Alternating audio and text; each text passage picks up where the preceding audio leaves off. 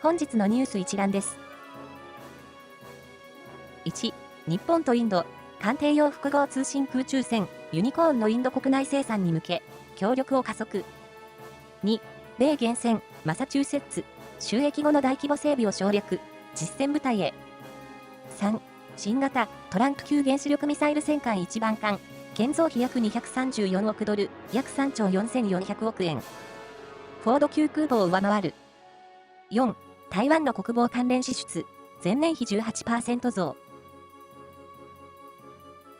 世界のミリタリーニュース。新防衛研究チャンネルのセカンドチャンネルである当チャンネルでは世界の軍事関連ニュース、軍事テクノロジーについてお届けしていく予定です。不定期投稿となりますので、チャンネル登録、ベル登録をしていただけると最新コンテンツがお知らせされますので、ぜひご検討ください。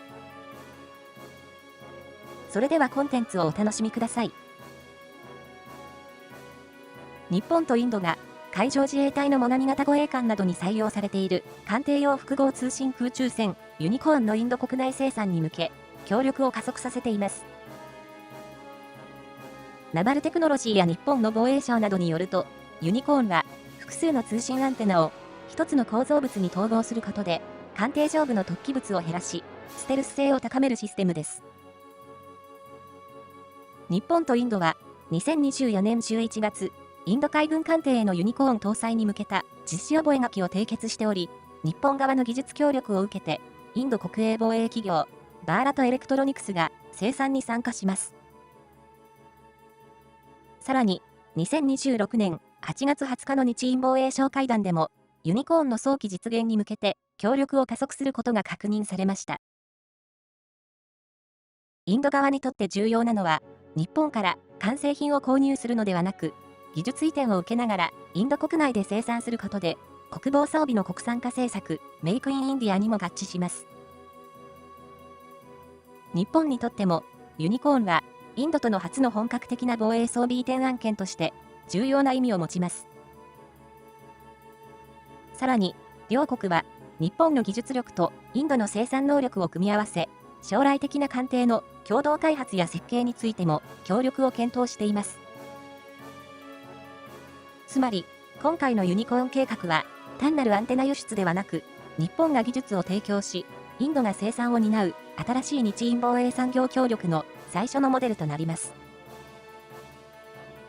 ユニコーンのインド国内生産が実現すれば、今後は艦艇用装備だけでなく、日印による艦艇そのものの共同開発へ協力が拡大する可能性もあります。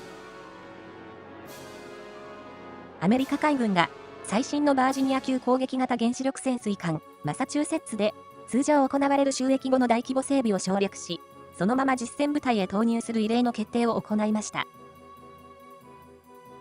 ナバルテクノロジーやアメリカ海軍によると、マサチューセッツは2026年3月に就役したバージニア級ブロック4でシェイクダウンと呼ばれる公開試験を実施していました。通常はこの後 PSA、ポストシェイクダウンアベイラビリティと呼ばれる整備を行い、試験で判明した不具合の修正や装備の改良を実施します。しかし、海軍はマサチューセッツの状態が非常に良好で安全性や要求性能を満たしているとして、PSA を省略する計算されたリスクを選択しました。これによって、マサチューセッツを早期に実戦投入できるだけでなく、ニューポートニューズ造船所の人員や設備を建造が遅れている他の原子力潜水艦へ振り向けることができます。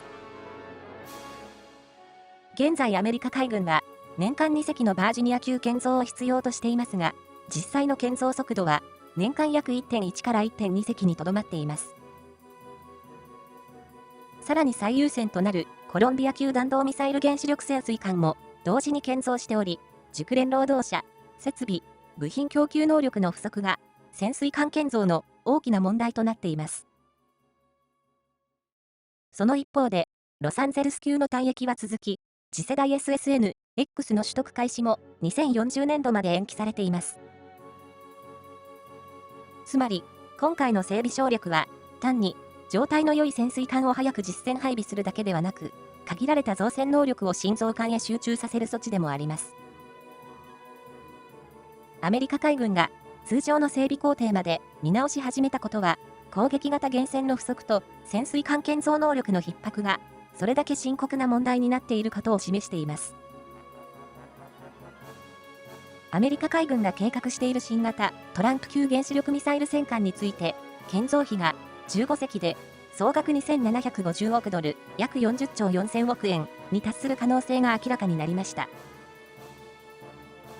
ナバルテクノロジーがアメリカ議会予算局 CBO の最新報告をもとに伝えたもので、一番艦の建造費だけで約234億ドル、約3兆4400億円に達すると試算されています。2番艦以降も平均約180億ドル、約2兆6500億円となり、現在のフォード級原子力空母を上回るアメリカ海軍史上でも極めて高価な水上戦闘艦となる可能性があります。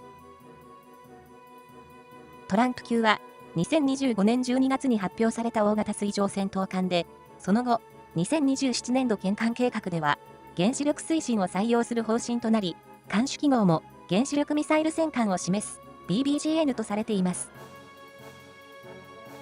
アメリカ海軍は2028年から2056年までに15隻を調達する計画で、一番艦はディファイアントと命名される予定です。満載排水量は少なくとも3万5000トン、全長は約256から268メートルとなり、実現すれば第二次世界大戦後にアメリカ海軍が建造する最大の水上戦闘艦となります。兵装については、128セルの MK41 垂直発射システムに加え、極超音速兵器 CPS 用の大型発射投4機、大出力レーザー、さらにレールガンなどを搭載する構想が示されています。対空、対艦、対地攻撃を一隻で行い、大量のミサイルを搭載する、まさに現代版の戦艦ともいえる構想です。しかし、CBO が問題視しているのは価格だけではありません。2027年度建艦計画では、大型水上戦闘艦の建造に必要な年間予算が、従来計画の約110億ドル、約1兆6200億円から約190億ドル、約2兆7900億円へ大幅に増加すると試算されています。さらに、2035年までに造船所が建造しなければならない大型水上戦闘艦のトン数は2倍以上となり、長期的にも約 60% 増加します。特に原子力推進を採用した場合、最終組み立てを担当すると想定されるニューポートニューズ造船所への負担が問題になります。同造船所では、すでにフォード級原子力空母の建造が遅れているほか、原子力潜水艦の建造にも関与しており、そこへ3万5000トン級原子力戦艦が加われば、他の艦艇の建造遅延をさらに悪化させる可能性があります。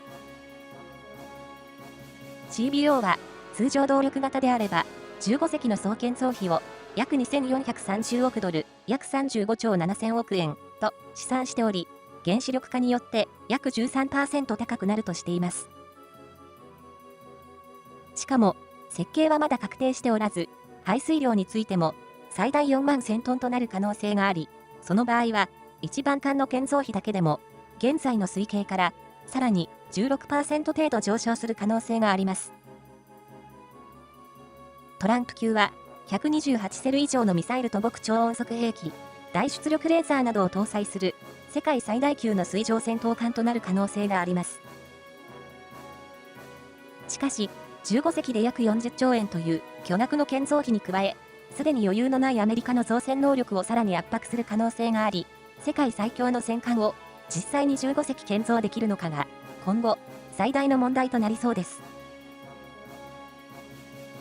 台湾が中国からの軍事的圧力に対抗するため、2027年の国防関連予算として過去最大となる1兆1225億台湾ドル、約5兆2000億円を計上する方針を明らかにしました。ブレイキングディフェンスや台湾政府の発表によると、前年比で約 18% の増額となり、台湾の国防関連支出が1兆台湾ドルを超えるのは初めてです。GDP 比では約 3.01% となり、頼清徳総統が掲げる2030年までに国防費を GDP 比 5% へ引き上げる方針に沿ったものとなります。内訳では、国防部の通常予算が6919億台湾ドル、兵器取得などの特別予算が2182億台湾ドルとなり、このほか軍人年金や海巡所などの支出も国防関連費として計上されています。特に増強されるのが、ミサイル、無人機、弾薬など、中国軍との戦闘を想定した非対称戦能力です。台湾は2026年から2033年までの8年間で最大1兆2500億台湾ドル、約5兆8000億円を投入する特別国防計画も進めており、防空、弾道ミサイル防衛、対戦車ミサイル、ハイマース、無人兵器などの取得を進めています。一方、今回の予算案はまだ確定しておらず、野党が多数を占める立法院の承認が必要です。実際、台湾政府が当初1兆2500億台湾ドルを要求していた特別国防予算は、立法院で7800億台湾ドルまで削減されており、今後の審議でも予算規模をめぐる攻防が予想されます。アメリカからも台湾に対して国防費のさらなる増額を求める声があり、国防総省のエルブリッジ・コルビー政策担当国防次官は、台湾が GDP の 10% 程度を国防へ投入すべきとの考えを示しています。台湾は中国軍に正面から装備の数で対抗するのではなく、ミサイル、無人機、機動式長距離火力などを大量に整備し、中国側の上陸や海上封鎖に大きな損害を与える非対称戦能力の強化を急いでいます。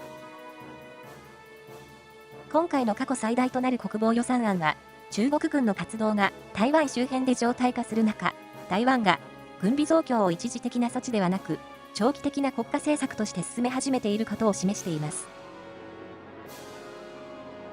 新防衛研究チャンネル、セカンドのコンテンツはいかがでしたでしょうか。チャンネル登録、ベル登録、いいねをお待ちしております。メインチャンネルでは、ウクライナや中東の日々の戦況などを毎日配信しています。また、姉妹チャンネル、近藤機関では、構造で読み解くをテーマに、軍事、外交、政治など様々なことについて考察しています。お時間があれば、これらのチャンネルもご覧いただけると嬉しいです。